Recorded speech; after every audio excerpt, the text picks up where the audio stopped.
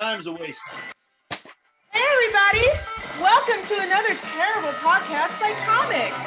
I'm Eerie Diamond. This is my co-host, Mean Dave. Say hi, Dave. Hello, Dave. Yay! All right, let's start the podcast. All right. Okay. Hey, let's introduce our guests for this week. Hell yeah. We got some wonderful guests here.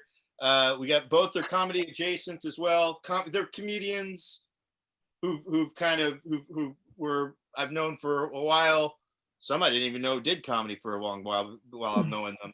But we have wonderful Rachel Warner over here. Give her a round of applause. Hey, Rachel! And over here we have the wonderful Gail Williams as well. Over here, there's Gail, and also joining us, Nina G, special guest Nina G. Nina G. Needed an excuse to do her hair. They did it. You look beautiful. There, I see red lipstick. Girl, you are showing me red lipstick. You are showing me beautiful skin. You're showing me you are working out that dress. Thank you for coming on. And I'd also like to mention, Dave, the fuck are you wearing? It's Christmas. Okay. It's my ugly Christmas sweater. It's of the band The Melvins. They made an ugly Christmas wow. sweater. I'm a whore for their merchandise, and my parents got me this for Christmas last. I was gonna say the most perfect gift ever. Yeah, the most perfect gift ever. Well, they hit me up right when I saw it online, and they were like, "Dave, what do you want for Christmas?" I said, "I'm glad you asked," and shot my stepdad the link, and there it was. And so in retrospect, I might should have gotten a double XL, but I'm not sure. Maybe it's just because I'm wearing too tight a shirt. I'm not sure. I'm not used to tight shit. So, but yeah, so it's an ugly Christmas sweater, and it's got a demon on it. Christmas comes from a pagan holiday. It all fits. So nice. I have one downstairs. I can go grab it. But let's introduce our guests here. We have our first segment of the show called Listen Up, where we get our quick, fast biographies of our guests so that we know who the hell they are. So we'll start with you, Rachel.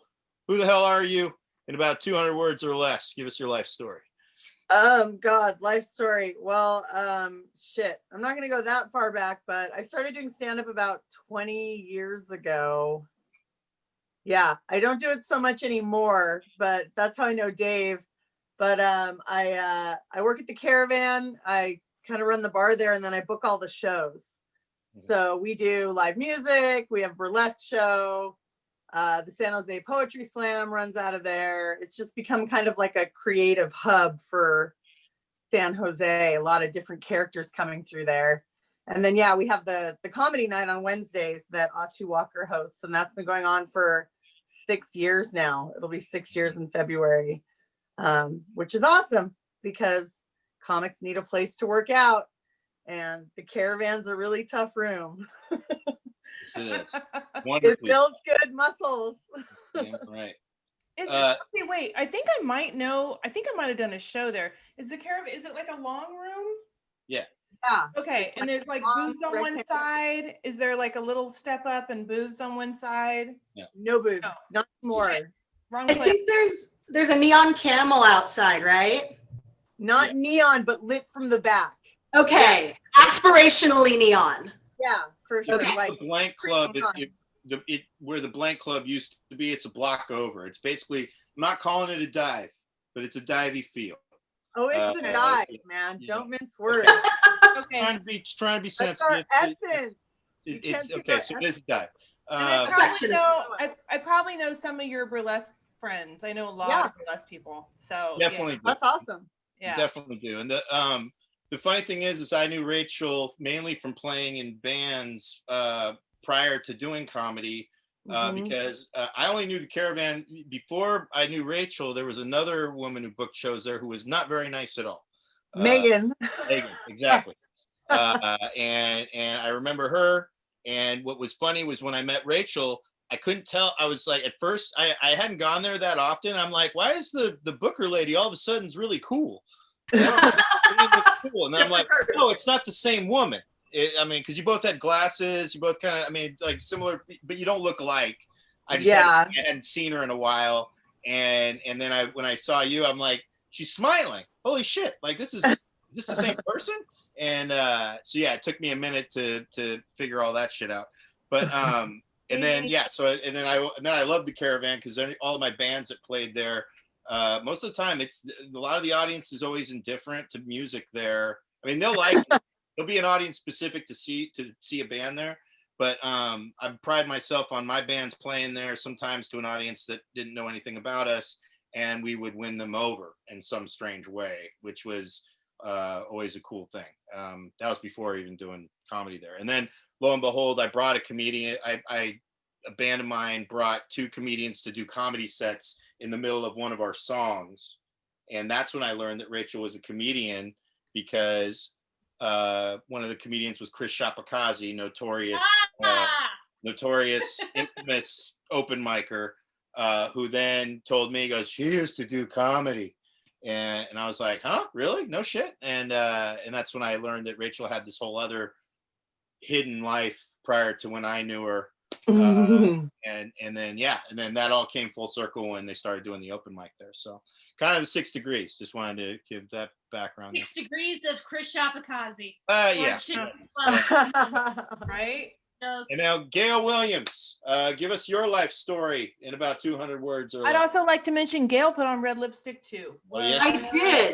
I did. This lipstick is at least 3 or 4 years out of date though. So it's pretty cheesy. It's pretty thick. I don't like the waxy feel. We're not feeling it. But thank you. Hi, Dave. Long time no see. I can't see the texture, so it's all Excellent. good. Yeah, it's all good. That's the tell us key. about yourself. 200 words or less. You look great. Yeah.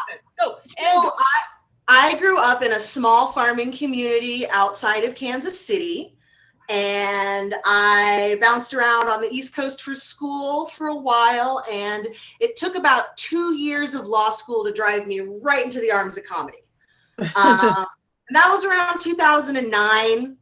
And I came out here and I paid some rent. I sued some banks. I made some sandwiches, and now it's today. That's the thing. I don't even remember exactly. We met at an open mic, I think. Yes, we almost certainly met at either the Lariat or Robert D's, Bobby D's. Bobby D's. One the of those. Lariat is where I cut my tooth out here. Yeah. And then Bobby D's is where I met the bulk of everyone, because I met Tom Mayfield at the Lariat, and he says, you got to come to my show on Wednesdays up in Redwood City. And I'm going to text him that, actually. I forgot. I never text him I'll text him that we're doing the show right now with you. Oh, good. Because I totally forgot to let him know. But yeah, so that's how I met. The thing is, with all of our guests today, and everybody knows Nina. So, I mean, we know her life story because we've done this is all our same audience every Thursday too.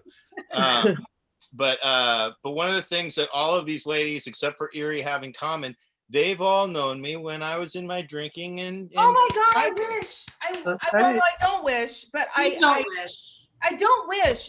However, I do feel like there's like we all saw the best sides of it, I feel. No, but there's like a piece of Dave where it's like I kind of always wonder, like, what was that like? I assume it was the shittiest, meanest guy in the world, because you know what I mean? Like, no, it was just Dave, but with more flailing. Yeah. Okay. I just was assuming he was just more mean and frustrated, and that was like frustrated. Yes, definitely. I've seen you mean and frustrated, and it's. I think my mom probably saw the worst of it more than anybody. Yeah, Dave's mom. I think so. She says so now. You know what's funny? She loves to disparage my childhood as far as like, you know, no, he was a little more fucking fucked up growing up. But he's fine now. And it's like, nah, I was pretty more fucked up when I was in my 30s, Mom. I wasn't a child as far as I recall. But yeah, so that being said, let's move on to our next. So yeah. Hold on. Yeah. One question. So Nina, you also knew Dave. You were good friends with Dave back in the day, huh? Interesting. We became. Yeah, and I think, you know, it's the one thing that I have to say about it is, there was a comic who said me and Dave agreed with rape jokes, and he said it on stage, and that was the only time where I ever wished Dave wasn't sober anymore, because I knew he would go off on this guy horribly if he were. And now he's, now he's not gonna. I still did. I mean, I got a big laugh. Yeah, but you would have given him like 1 a.m. texts. Like, I would have tormented you him. would have tormented him in a way that would have been great. But I'd much rather have you sober. So. I think I did him worse, because no, he would have just, in this day and age, they just would have screenshot that shit, and I would have been, canceled right away. And all of the, I mean, once the invention of the screenshot came about, pretty much you can't sarcastically, prank and torture somebody. Torment, I want to say, not torture, but the words, Dave, words. I still got a great laugh at his expense, because he was bombing, trying to throw us under the bus, saying that we were pro-rape, and I said, I'm only pro-rape if it were you getting raped, and then everybody laughed. So, and that's and for a comedian, that's that's actually not that bad. That's tape. The fact that he brought it up to begin with, because we were having a debate about the about a joke in Animal Angel and Devil in the Belushi film. What's that? Animal House. Animal House. Yeah, and it's all, and it was context, and plus it's like, we're not saying it holds up great. We're just saying like this was the kind of the intention behind the joke. You can't have a debate, not even a debate. You can't have an intelligent discussion with anybody in the comedy community, especially when they pretend to be nice. That's why I love hearing when people are so fucking nice. Wow. And I can't wait till you find that out. All right, so. No, wait a minute. What? Yeah. Okay. No, just keep going. That's fine. Keep going. So you always say I'm nice. Yeah, right. So up next we have our topic. We gotta move on with our guests here. This is our checking in phase. Oh yeah. Called "How Are You Holding Up?" Just want to check in, make sure and see how everybody's doing. Eerie, how are you doing so far? I'm fine. Let's talk to we have a lot of guests now, so let's talk to the guests. Like, yeah, I'm good too. You can see by the sweater. Nina, not important. I'm good. There's a lot of crime in my neighborhood the past couple of weeks. So like this morning, someone, like, there was a drive-by that way, then there was another drive-by this way, and then like just people shooting guns off. So there's that. But otherwise, I'm okay. Just the people around us aren't. So shit. You know what? When it's in both directions, that's not a drive-by. That's fucking drive traffic. You know what I mean? That's like, that's terrible. Get Nina guns for Christmas. Please. What area do you live in? I'm curious. I'm in the Laurel. Oh yeah. I know where that. Really? I'm so surprised. Yeah. Dude, I used to live on like Foothill in Fairfax. So I don't know if y'all know where that is, but that is in the heart of East Oakland. And the only good thing about it was the best Mexican food I've ever fucking had in my life is like 5 minutes away. That's the only good thing about living there. And there was like the people in the neighborhood, we just band together. Like, yeah, I saw your car. Your car's good. Thank you. I was, you know what I mean? Like, that was the only good thing about it. Anyways, go ahead. I'm so sorry. I did it again. Let's just go. Rachel, how are you doing, man? How's it going, man?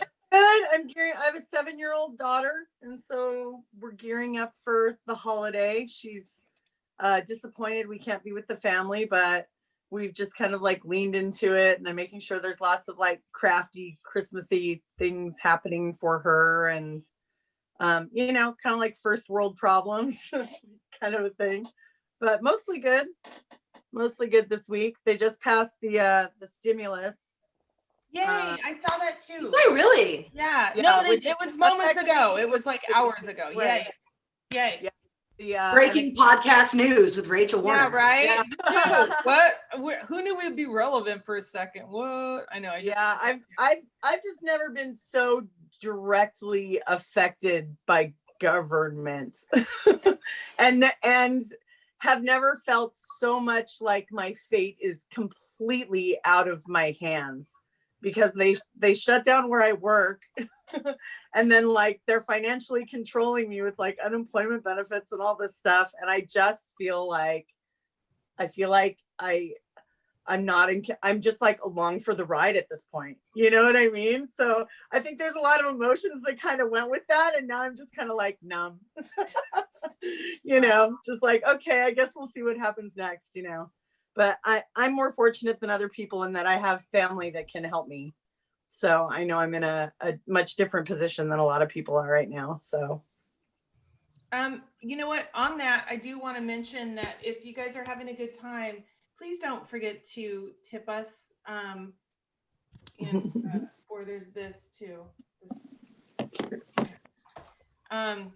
Yes. Okay, go ahead. Sorry. I just feel like, and also like it's a benefit, right? Yeah. Tonight our tips are benefiting Rachel here she's been working at Caravan. I mean, not working at Caravan since it shut down. And as you know, we've been donating our show's tips to parents that have been affected by the shutdown and whatnot. And Rachel's also full on comedy related. Gail's probably, you probably ordered drinks from her. I almost certainly did. Yeah, if you were at Caravan with Thomas, I have no doubt. But yes. And then what was it? So how are you doing, Gail? I really shouldn't even take up time because I am thriving. All this time I've had a chance to really focus on my hobbies. And so I've got my panic attacks just like honed in to like a poem. Basically I'm built to keep people at arm's length. And so this whole year has been just right up my alley. So I really can't. Sure. I've got my cat, I've got my hype man, I'm doing well. You got a dog too, don't you? No, I have other people's dogs in years past. I do this weird housing arbitrage thing where if you have a nicer house than I do, I will dog sit for you for money and live in that house. Wait a minute. I might need to call you. Yeah, no, I love it. When we travel again, yes, that's what we have people do, and that's terrific. Yeah, and I love it. And this year really isn't as different for me as it has been for everyone else because I've been work from home since like 2015.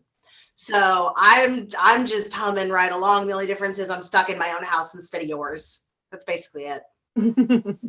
Cool. What since our next segment, were you still planning on doing some cooking here, Gail? Yeah, and I can chop that up however you need as time limited. Why don't you kick off with your cooking? Let us know what you're cooking there, and then we'll check in with our next segment with Rachel. Wow. Sure. Wow. So instead of Nina G, Nina G, can you clean up after so that there can be that part of the segment too? Definitely. There's Don't make her show her kitchen. What are you doing? She's in her kitchen. She don't care. She always does. She cares. She just showed it. I have no control over her computer, Dave. She did it herself. But it's just because we put her on the spot. There's a lot of shame, and Dave understands that shame. So. Yeah. There's no shame. Nah, bitch. You got stuff to do. And under circumstances. Woman shame. There's no shame. Stop it. What are you cooking? To be fair, I have a little bit of shame all the time. So back to that. I mean, we all got shame. That's the reason my room. Want to see my bedroom here? Solidarity, baby. Wrong podcast. Here we go. Here's just a podcast. Look at the room. Check it out. Look at that shit. All right. So there we go. Oh wow. Wow. Well, First time I've ever shown I'm that in the cleanest room in my house, but I can walk to other rooms. So there you go. Yeah. Not showing it for long. But yeah, Gail, what are you cooking? All right, so it's been so long since I've interacted with comics. I was trying to remember what you like. And if I remember correctly, you guys loved telling jokes about panisse. So I'm going to cook panisse for you, for all of your panisse jokes. So I don't know how much you guys know about foofy Bay Area cuisine, but there is a place up in Berkeley called Chez Panisse. It's very fussy. They've got a Michelin star. Panisse are basically, if falafel went to art school, panisse went to like conservatory in Paris. So they are a much more refined food, but at their foundation, they're fried chickpeas. This is chickpea flour. So this is great because kids will eat it. It's basically like the same family as like a French fried chickeny nugget type thing. You can flavor it however you want. It is inherently vegan, but it is also at home in a bowling alley. I'm going to make the most basic kind that they make in Marseille and Provence in the Mediterranean in France. The beginning is a gruel. You are going to make a panisse gruel. Now, this isn't for everybody. Some people won't like panisse in their mouth, no matter who prepares the panisse and no matter how expertly the panisse is presented. But nonetheless, we will start with 2 cups of water, 1 cup of chickpea flour. I got mine at Costco because I am the most basic of bitches. Yay! Are you wearing Uggs? No, I'm not wearing shoes because I am in a kitchen and I am from Kansas. Oh. I think we chose penis because it sounds like penis too. Yes, that's basically the entirety of the bit. I appreciate you getting that out of the way early on. The reason why she said it in your mouth, Dave. Yes. That was. Yeah. This segment is designed to be interleaved with other segments, so I'm going to get myself going, cooking up a 2-to-1 ratio. As we do sometimes, right? Yes, a 2-to-1 ratio of 2 parts water, 1 part besan or chickpea flour, pinch of salt, glug of oil. I'm going to cook it for 10 minutes until it's thick, 3 C's. And I think that leaves us to our next segment, right? Nina, are you up next? Oh, it's everybody. We check in with everybody. Our next segment is basically just a kind of another. Maybe the checking in part or the how you holding up is kind of the same thing, but this is really just a point to really vent. Seriously, what the fuck, 2020? So basically, just I guess what are the highlights of the ball kicking anybody's been experiencing for 2020? We'll start with you, Rachel, I imagine. So just vent, girl. Whatever the fuck 2020 is really just fucking go. Unleash it, girl. Yeah. Just go for it. Just go for it. I'm sorry. I don't know why I'm doing my wrestling voice. Just there's just been so much that's happened that like it's just been such a crazy year that like I've forgotten major traumatic things. Like I forgot about the fires. And then last week I was like, oh my God, we were breathing smoke for 3 months. Like I took everything else that has been happening is so big, like something major like that just kind of slipped out. That's wonderful that you're too busy to be fully traumatized by the gestalt of trauma. True. Yeah, I think it's just like just being overwhelmed by it. But I mean, right now, my now that Trump has been voted out of office, obviously my anger is now shifting toward the non-progressive Democratic Party that's now going to be taking over, and they're already, the progressives got them elected, and they're already making a lot of decisions that are not very progressive. And it's really depressing because I think like most Democrats today are like the Republicans from the 80s. You know what I mean? The ones that are in charge, not us, not people that are out living. But so it's just, I don't know. It's like, I've been angry about a lot of stuff this year, but like kind of that's where I'm shifting now is like, what's going to happen now? Here we are in this divided country, which this has started way before Trump. He just sped it up. He just exacerbated it with his evilness. But it's like, what's going to happen next? What's this next year going to be like with people and we're in such a weird position right now where coronavirus is worse than it's ever been. And the vaccine is coming in. And it's like these 2 major things that are like, we're hiding in our houses and like help is on the way. And it's like, it's just such a weird, it's just such a weird time. It's just a really weird time. I don't even know if any of that makes sense. You feel, girl? You feel a little better? Feel a little better. Thanks. Good. Got some of it out. All right, go get a mop all that shit up, throw it in a bucket, I will. throw it outside. Yeah. I will. Nina, what's your highlights of your lows in 2020? Well, I got this. In March, I decided early March, I bought this journal because I was going to reflect on every single set I did. Yeah. And I titled it 365 Reasons to Quit Comedy, because after every set, there's always a reason to quit. And so I was going to record every single set and reflect on it. My first one was March 3rd. When when we went to Bubbles release party, and I didn't go to, you know, I went, but I didn't perform, but I still reflected on it. And then I had the 4th and the 5th and the 6th and the 7th, and then 3 more, and then that was it. That was it's all done. But that's so, I love that. I love that. That still could work. I mean, you did other gigs too throughout. I did. It's just like I don't want to turn off the computer and write in my kitchen. Like that's just. This book's gonna happen. It's gonna happen though. I mean, come on.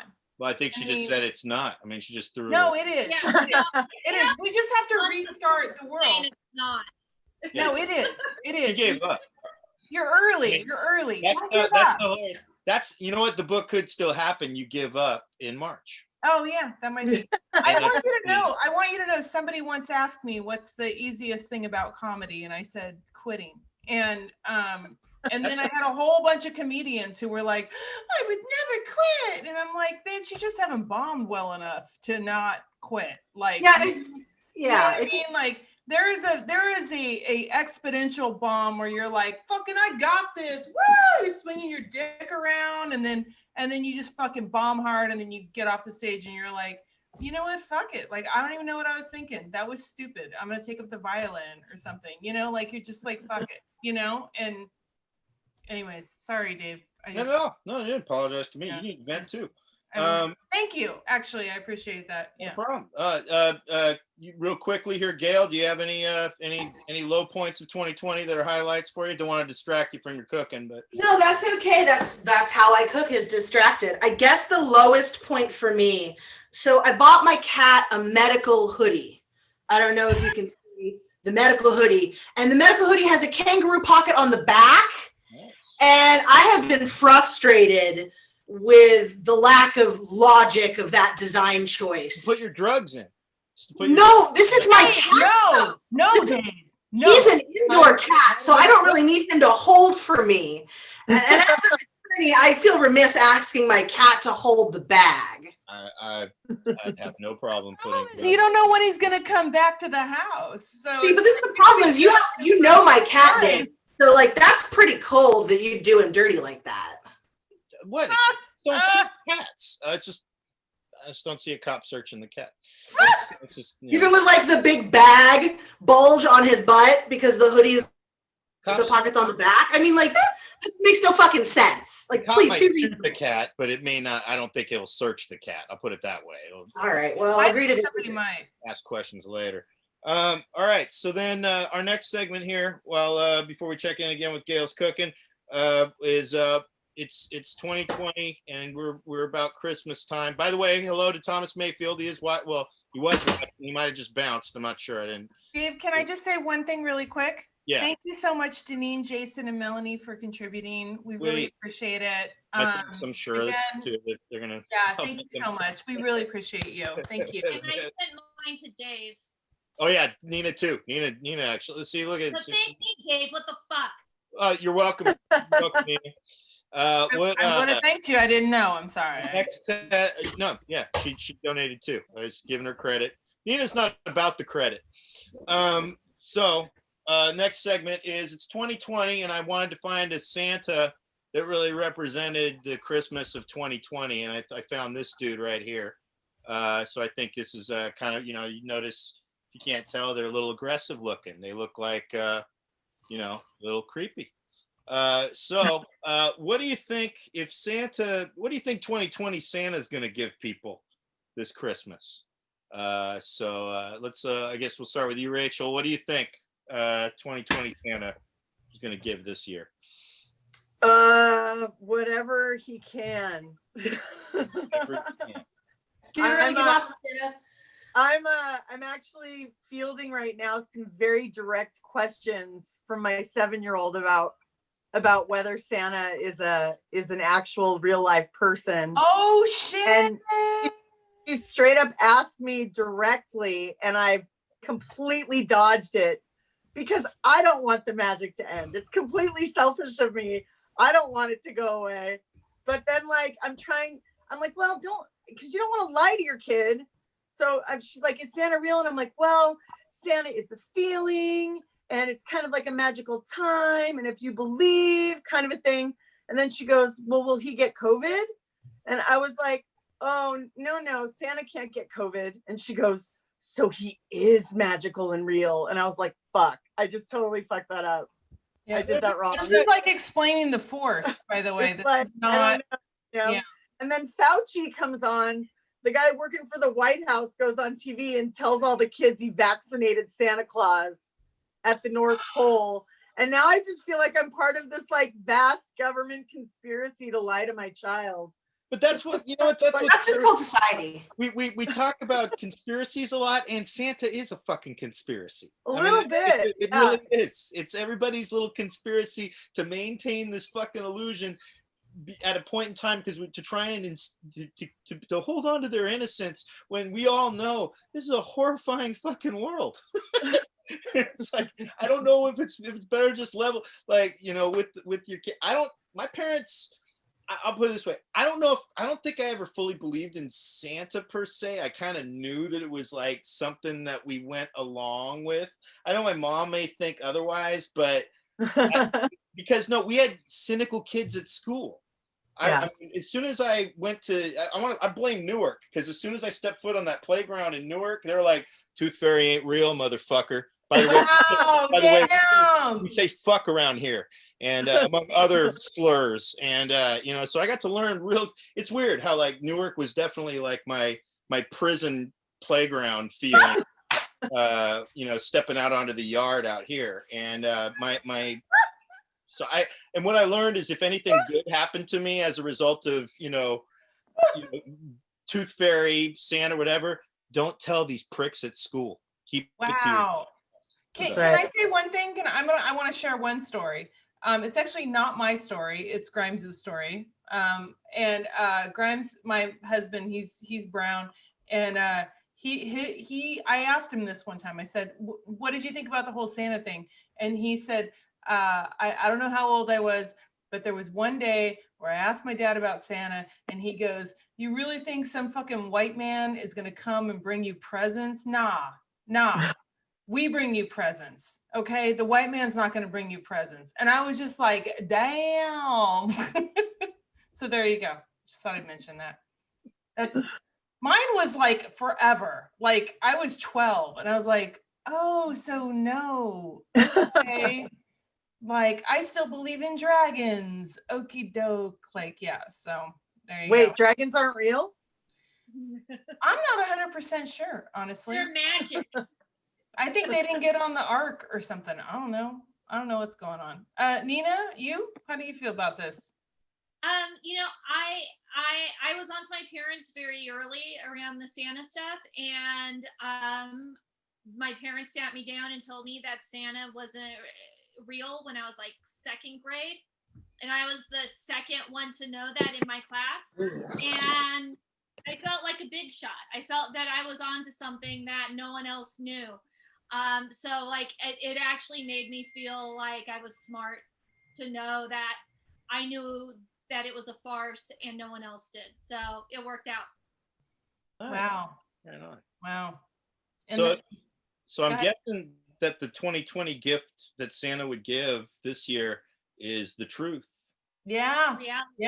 Dave, good. Yeah. Cold hard truth. That's where we're at with that. Yeah. But here's the thing though. I mean, the existence of a child is full of them not having full agency over their choices, right? And so a lot of the lies we tell them are to make them okay with that. And so like my big thing is this year, what I want Santa to bring is a black Santa for every household. I'm sick of black Santa being a black household thing. I think if Santa Claus is imaginary, we can imagine him whatever color we want. And we should all imagine a black Santa, because if middle-aged white women are going to be telling armed. lies about black folks breaking into homes, I'd like a happy ending every once in a while. Oh yeah, can it look like Lenny Kravitz by any chance? That would be amazing. Right. Sing American Woman, everyone has cookies, it's fine. I want to stress a black Santa that's armed with a bulletproof vest. Absolutely. Reverse castle doctrine all the way. Yes. Prepared to deal with the police. That I'm here to spread goodwill, but will not tolerate racial injustice in the process. No, and he has no duty to retreat from the chimney, I might add. Yeah, damn right. I mean, I want, if Die Hard is a Christmas movie, I want a Santa that reflects that. Oh my God, you and the fucking Die Hard. You've been mentioning this every episode for the whole month. I'm jumping on board with this one. I want to Die Hard Santa. Look, you walked Rachel. How do you feel about that? Walk Rachel. She's a mom. She's got shit to do. And she's coming back. Oh shit, look. Oh shit, look. Oh. Relevant. All right, hold on. I got something. I'll be right back. Everybody see now, walk. We all have props now. This is perfect. Thank you. All right, cool. So then, Gail, how's the cooking going? Where are we at? The cooking is going great. I'm glad you asked. My porridge is thickened up. Now I would work it into a greased container of any kind and let it set up, a lot like polenta. Podcast magic being what it is, I have a little bit prepped. You'll see what was a porridge is now basically like a puck, right? This is also, if you're going to look for this online, this is also known as chickpea tofu, because this right here, pretty much at this stage, cooks exactly like tofu. That's what I was looking at. It resembles it, yeah. Yeah, and another fun one is the chickpea flour mixed with water, uncooked, you can actually use as an egg substitute in any vegan recipe. If you're trying to veganize something with eggs, you can use this stuff. So now you take a knife. I have a knife. Nice. And you cut it into any shape. I like anything French fry shaped. Barring a potato, this will do. And I've got some oil preheated. You can deep fry it. I'm shallow frying it. Let's get a shallow fry shot so I can get a new laptop. Oh yeah. There you go. So that's going to take 2 minutes aside, medium heat. And you can season it with salt and pepper, and you can eat that shit with anything. You can eat it with aioli, you can eat it with salsa, you can eat it with fucking Frank's Red Hot if you want. I do salt and pepper because, again, I'm a total basic bitch. But highly recommend. Kids will eat these. They are vegan. They are just basically rehydrated beans.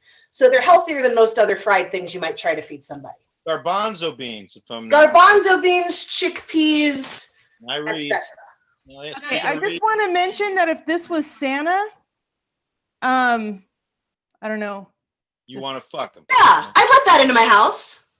I would let that into my house over and over. You know what I'm saying? There's something about him I really don't like.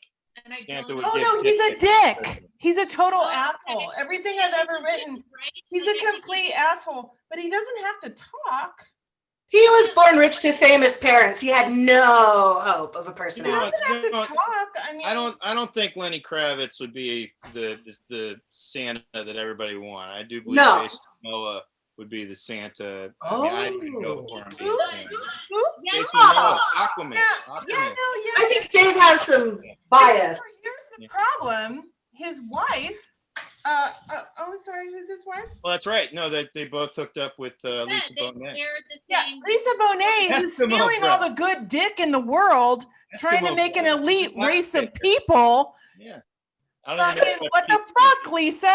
There's no shortage of dick, honey. All right, our next really hot dick, and then she's trying to make like some elite race of people that are hotter than everybody in the world. I'm so sorry. I know. Deneen coming in with the pun. Deneen coming in with the pun. Well, her last name is Bonet, so that's. All right, so our next segment here is a little more uplifting. Okay. I think it's uplifting, and that is, what hope is there? What hope do you think there is as far as, I guess, being the Christmas season and everything? And so what Nina, I know I don't know if we asked the previous question with you, but I'm going to quote the great brother, the Theodore on this, who I talked about the other day, who said, where there's death, there's hope. Where there's death, there's hope. Wonderful. I picked the perfect background for that shit. Rachel, what hope is there? My God. I don't know. Sounds so sad. Kind of a year that a lot of us hit bottom, and there's really only one way to go, isn't there? From there is up, you know. I have hope that, you know, there are people out there fighting every day to make this a better place. And I have hope that Trump will be out of power in 31 days. I have hope that people will get vaccinated and start to be safe. I have hope that we'll be able to get probably not back to where we were. I don't think it'll ever be the same, but into some kind of semblance of a functioning economy where we can all go out and you know, and I'm hopeful for shows, you know. I mean, the BJ Rank, do you know BJ? BJ Rankin? Yes, I know Do him you very know well. him? San Francisco comic. No, Santa Cruz comic. Santa Cruz comic. He described this year as America without a chaser.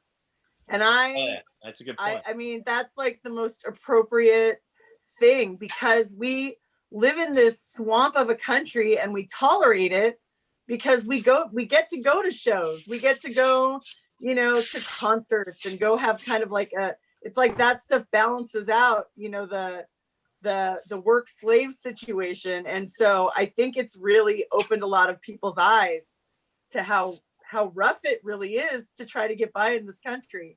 And that gives me hope, because where there's knowledge, there's power. True. What's funny is I had to unfollow BJ. Yeah, he says some very poignant things from time to time, that being one of them. I'm gonna have to go and find that post and like it, because I unfollowed him because it's just too easy to say something sometimes where every third or fourth post, I'll say something to him that usually just winds up getting into a petty back and forth, and I just wanted to do him the favor of having none of my attention. Gail, what hope is there? There is hope in this world that we will find all of the Horcruxes that Jared Kushner has made. Okay. There is hope, as Rachel said, that in a month and a scooch, Donald Trump won't be president.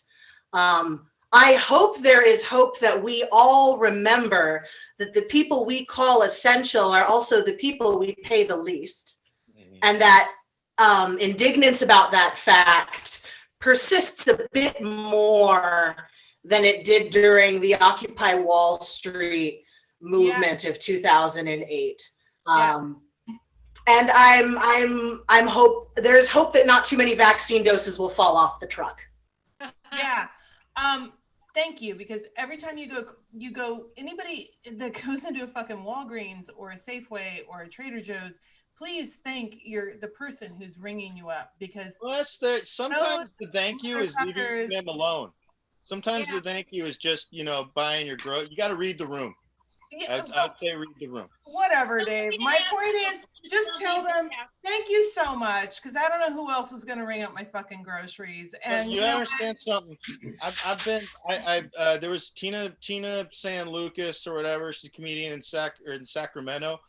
She had it wasn't funny, but it was funny to read about a post where she wished a cashier Merry Christmas. And she goes, we don't say Merry Christmas anymore. That shit's offensive. Yeah, well, it's Happy Holidays. She got called up. How about just thank you for coming to work today? And that's all I say. I just say thank you for coming to work today. Unless you sense, if you got good feelers, all right, you guys are all sensitive people. Just say it. What are they gonna say? Fuck you, I'm sad I came to work today. Come on. Eerie, can I say something? You're all sensitive people. Read the room. If they seem receptive, yes, by all means. But if you get that fucking tense, whatever, this is how you do it. You just give them a nice. That's it. Give them the nod, like that. You know, I respect you. I see you. Whatever. Do that thing. I don't know. Tip the motherfuckers if you really want to show that much, you know, whatever. Because I have tipped so well in 2020. Me too. Every DoorDash, every Instacart, I'm like, sure, 25%, fuck it. Why not? Like, I'm working. So, you know what I mean? Like, yes, everybody gets all the stuff. And by the way, I also, in my family, I have a lot of first responders because my fucking mom is an ICU trauma nurse and she's like, you know what I mean? And like, but she makes good money. So I tell her thank you, but of course I don't tip her because whatever. But it's the people that are on the front lines doing shit work, side work, gig work. Those are the people that are like, fuck, man, like you are a hero. You're not even Those making people, enough to make this real, you know? well, and let me add, a lot of those people have to deal with a lot of different people in the day, which is scary. And then they don't make enough to live alone, so they go home to roommates, which is scary. And so, like, there is no time in their 24 hours where they have a true green zone in terms of feeling protected from the virus. That's fucking intense. I'm fucking sitting in here eating mayonnaise on chips, like. But however, those look delicious. Honestly. Thank you. I was gonna say, this is what they should look like when they're finished. Yeah. There we go. Delicious. Look at that. Can I Look at that. ask a question about those? Yes. No, absolutely. No. Are they just Stop, Dave. falafels that are French fried shaped? That's kind of what I was. So they are not literally falafels that are French fry shaped because falafels contain other ingredients, but philosophically, absolutely yes. This is, I think I said something along the lines of, if falafel went to like crunchy granola Colorado College, these guys went to Art Conservatory in Paris. So they are more refined, they have a finer texture. They are basically baton au falafel. Yes. Gail, can you like kind of like open one up so we can see? Ooh. Yes, they are crunchy on the outside and they are creamy on the inside. And it does not matter how long you cook them. I can smudge my lens with it. The inside almost looks like scrambled eggs. This is why they're also called chickpea tofu. The texture is really similar to a fried tofu, but they're tasty. Children will not appreciate that there is nutrition present. They have fiber, they have protein. Tell them that there's sugar in it. You could totally, so they might brown a lot faster, but you could totally put cinnamon sugar in these and pass them off as like mediocre churros. Yeah, nice. I'm actually vegetarian, so I'm down with that. We always do. Lie to our children. Yeah, I'm super down with that. Black Santa brought you these French fries. Yeah. That looks delicious. I love French fries, by the way. What's the next thing you got, David? You got. Well, I forgot to use this background for the what the fuck segment, so I'm just going to use it again. I'm going to use it now because it looks. I mean, it's adorable. It's a dog's head on the wall saying, "Excuse me, what the fuck?" But 2021 resolutions. Normally, people, don't like talking about resolutions, but so what? We've still got time to kill. Fuck it, let's talk 2021. Yeah, we got a couple minutes. What Eerie? What are your 2021 resolutions there? Not to die of COVID. Not to die of COVID. Ironically, my mom, who is an ICU trauma nurse, said to me, come visit me in Palm Springs because we can go to the Indian reservation where you can actually eat inside. And I said, Mom, why would I want to do that and catch the COVID? Because she already got the goddamn vaccine. Apparently she wants to kill her daughter. And I just wanted to mention it. She's never watches my show anyway, so it's fine. But I just wanted like, I don't want to make a resolution because I just don't want to get sick, and then we'll see what happens. It's kind of like, I feel like I'm 21 again. You know what I mean? Let's just find out what happens, and then I'll just plan accordingly. You know what I mean? I like Jason and Harry's resolution. I'm going to stop saying fuck shit cocksucker so much. That's good. Really? Are you sure? Oh, just drop the cocksucker, Jason. Right. No, you'll be fine. Yeah. Oh no, that's your favorite part. Just drop the shit part. Just drop the shit part. Fuck cocksucker. Put the pauses in between the words and say them really fast. Yeah. His resolution. You'll figure it out. Figure it out. Nina, any 2021 resolutions? I was just talking today that as soon as I get the vaccine, I'm gonna look for cheap trips to Italy. So that's, I don't know if that's a resolution. I just want to clean up on the deals. That's true. That's Adam Pearlstein, a comedian who I've had healthily blocked on Facebook, who's a friend of mine. He had a great joke about after horrible tragedies is the best time to clean up with bargains. That's how I went to Hawaii in 2003 or whatever it was. So yeah, I did that. Remember when they used to have price wars? That was dope. Like, and we went to London for 3 days doing one of those. It was $250. Okay, I'm sorry. Go ahead. Gail.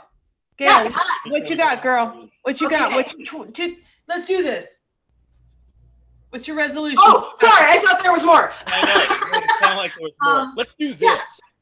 Right, exactly. That sounded introductory in nature. I want to do this. It's the same thing as everyone else, man. Like more close talking, less respecting of other people's personal spaces. I want to spend more time at Power Exchange. I really miss it. I know that. But I mean, honestly, I'm kind of with Nina on the like take advantage of deals. I have this growing list of people in that I have been saying I would visit. And it's sort of like a much larger scale version of the I'll come to that open mic night that Dave might be familiar with, where it sounds like it's gonna happen and then it doesn't. So my personal commitment is when I am vaccinated, I would like to take a number of driving vacations and see people and rub in their faces that I followed through with a promise. I love it. Very thought out. Rachel, 2021 resolutions? Turn my mic on. Yeah, a couple. Since this all started, my immediate family and I, my mom and father and 4 siblings, we Zoom every Sunday. And we've all resolved to continue that even after this, because it's been great. I mean, we actually have talked more this year, because everybody's like off doing their thing. So to set that like hour aside every week and check in with each other, that's one of our resolutions. My main resolution is I never want to be put in this fucking position again financially. So I'm going to get my shit together and get like some kind of savings, so that I mean, I had savings, but you know what I mean? Like something bigger than a savings account. You know what I mean? Like it's time to start being a grown up when it comes to like finances and investing and stuff, So that Mitch McConnell doesn't control whether or not I can pay rent. Yeah, right. Focus on buying a chin, and he's so worried about depriving others of like so much. How about you, Dave? What do you got for 2021? Try and spread joy and laughter and love throughout the universe. I can hear it in your voice. Say one more time with a little bit more exuberance. No, it's not. No, not going to happen. Okay. To really, Dad being him. Turn crowns upside down. It cracked me up. It warmed me up. Yeah, thank Love you, you, Denise. Love you too. Also, just want to let Melanie know. Thanks for reminding us. Melanie was talking about her sister works as a frontline worker back there, and they had somebody pass away in the hospital who worked there. So yeah, he was a respiratory therapist.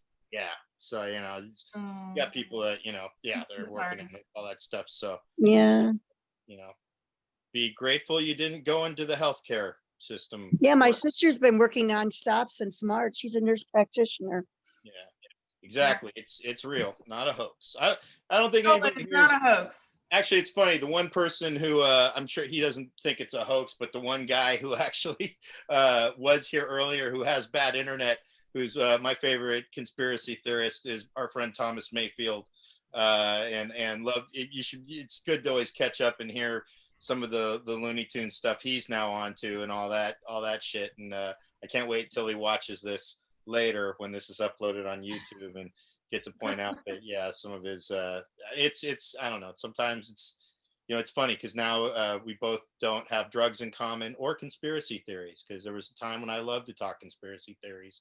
And now I just can't believe that Donald Trump is fighting a silent war against the imaginary pedophiles that are not the real pedophiles, and whatever. Sorry to drag everything down, but that's how. All right. Been. Well, I would like to say thank you to, I know I think we're wrapping this shit up. I want to say thank you to Deneen and Jason and Melanie. Thank you so much for and my parents and Rebecca and Mark. Thank you so much. Thank you so much. Yes. I refer to you as Dave's parents just for fun, but thanks to everybody who continues to watch the show. We don't know why you do that, but thank you so much. We really why? Because we fucking hang out. And we have a good fucking time. I feel. Yeah. Okay. It's funny because some people don't know if I would watch it. That's all I'm saying. But that's why you're the host. All right. Because got it. You're not as self-centered or you are more self-centered than the rest of the people here. Okay. We're the ones who require attention. Hence, that's why we try to channel and work. I normally just spend all day looking in the mirror talking to myself. Somehow. We've got one more episode of this before the end of the year, so we will be back on Sunday. We will. So before we go, are there any last words from all of our guests here? Let me get my last words picture here. It's very important. I get it. There it is. Last words. So last words. Rachel, any last words? Oh, wow. That's a good background. Thank you all for having me, and thank you for your kindness. And I hope everybody has a great next year, much better than this year. Yeah, hopefully we get the caravan up and running again too. Hell yeah. I am ready to clean up some puke. I'm ready to break up some fights. Wow. But the thing is, it might smell better. Yeah. Who knew you'd ever miss that, right? No, yet here I am. Like, I haven't thrown anybody up against a wall in 8 months. This is awful. Nina, any last words from you? I mean, I think I'll probably see everybody next week. Hopefully we're going to have show and tell on Monday, but just, a week from Monday. It's a week from Monday. Whatever Dave just said. And so I really appreciate the community of people who have developed because of Zoom, and really appreciate seeing you all. So thanks for coming to this, but also coming to our shit too. Let me. Can we just have Melanie? Can you just boost your show because I'm on it? Yeah, Wednesday show. Real quick. Let Gail go. I don't want to. It's not about me. Go ahead, Gail. Oh, no. Oh, crap. I was still trying to come up with something. Okay. So we have the last word. Okay, so yeah, we have our Funny Ladies Power Hour show on Wednesday, and Eerie Diamond's going to be one of the 4 women who will be performing, and it's on our website. Last week we had open mic, and we had 8 performers, and the rest, 26 people are in the audience on a Zoom open mic. So hopefully we're going to have Eerie perform. Tickets are free because we want things to be free for people. And we have a GoFundMe to pay our performers. We've raised close to $900 to pay performers. So awesome. Melanie, thank you so much for doing that. Yeah, I love it. It's very positive. Gail, take it out, girl. Take it out. Dude, I don't know why I keep doing this, but you're driving me in here. Well, everyone should go to Melanie's show because that sounds fucking badass. And I just want to say it's not funny and it might be trite, but there are a lot of people out there writing this out alone. And if you're here and you're sitting at home and you haven't been with other people, I love you and I miss you. And it's going to be okay. We're going to get through this. And if you need help, it doesn't mean there's anything wrong. It means you're part of a community. So keep asking for help if you need help. And the community will keep responding to that need. Damn, Gail, that was like beautiful. I didn't. Why do you think I had her handle my DUI case? Dude, seriously. I did not expect it to be so beautiful. That was exactly what to tell that. Okay, but like, why can't I get the kangaroo pocket on the front of the cat hoodie though? No. Drugs. Like I told you, it's for drugs. It's still relative. Yeah, it's wrong. You shouldn't put clothes on cats. That's not right. It's a medical hoodie. I figured out it's a poop pouch. Sorry, I don't know what they told you. It's not. It's a drug hoodie. All right. Well, hey One guys. one thing I just want to say to Gail too is it is pretty incredible because I remember she was there when I gave my last weed paraphernalia to Gail in payment for which included some weed and all that. It was not the last weed to pass through my fingers because I've been paid in weed for some shows, and I'll be damned if I'm not going to receive payment. So I've managed to get that to people who give me rides.